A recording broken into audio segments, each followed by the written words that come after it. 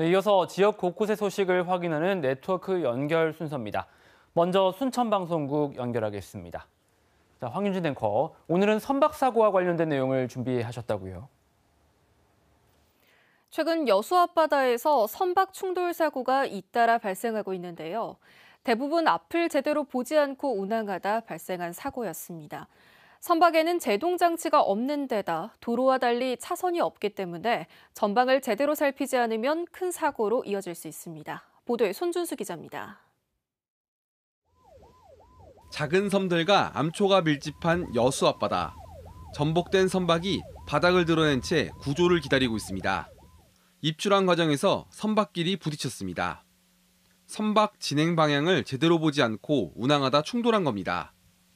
경북 경주 앞바다에서 발생한 선박 충돌 사고. 당시 7명이 숨졌는데 전방주 시태만이 사고 원인이었습니다. 어선들 같은 경우 요리 가다가 또 그물을 놓다 또 일이 종행으로 막 왔다 갔다 하는 경우 있거든요. 예, 그럴 때 보면 이제 좀 신경이 바짝 쓰이죠. 그래서 제가 방어 운전을 합니다. 해마다 여수에서 발생하는 전방주 시태만 사고는 100건 안팎. 선박 사고 가운데 3분의 1을 차지합니다. 바다는 육지처럼 신호등이나 차선도 없고 선박의 급제동도 불가능합니다. 그러나 방해물 없는 넓은 공간이라는 인식 때문에 전방주 시태만 충돌 사고가 잇따라 발생하고 있습니다. 어민들이 항해를 돕는 자동 조타 장치를 이용하다가 자칫 운항 부주의로 이어지는 경우도 많습니다. 자동 조타 장치를 사용하더라도 사고를 예방하기 위해 운항자는 반드시 시각과 청각 등 모든 수단을 활용하여 적절한 경계를 유지해야 합니다.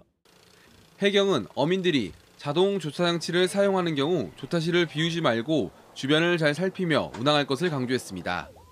KBS 뉴스 손준수입니다. 수십억 원의 재정 손실을 입힌 혐의로 광양시 공무원들이 검찰에 송치됐습니다.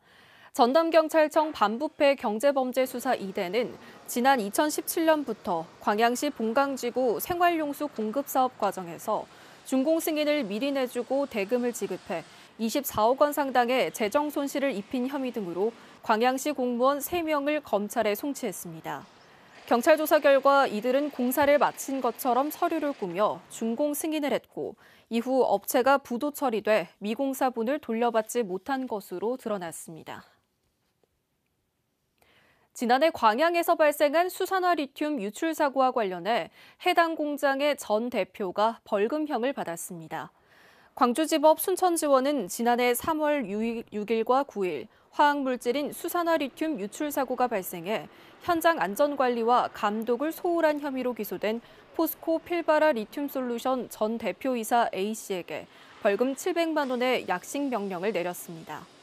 해당 공장은 첫 유출 사고가 발생한 뒤 노동부로부터 재발 방지 대책 수립을 통보받았지만 사흘 만에 또다시 화학물질이 유출됐으며 이 사고로 현장 작업자 300여 명이 병원 진료를 받았습니다. 설 명절을 앞두고 임금체불 집중 청산 기간이 운영됩니다. 여수 고용노동지청은 24일까지를 임금체불 집중 청산 기간으로 정하고 전담 온라인 창구와 전용 전화를 운영해 체불임금 민원을 처리한다고 밝혔습니다.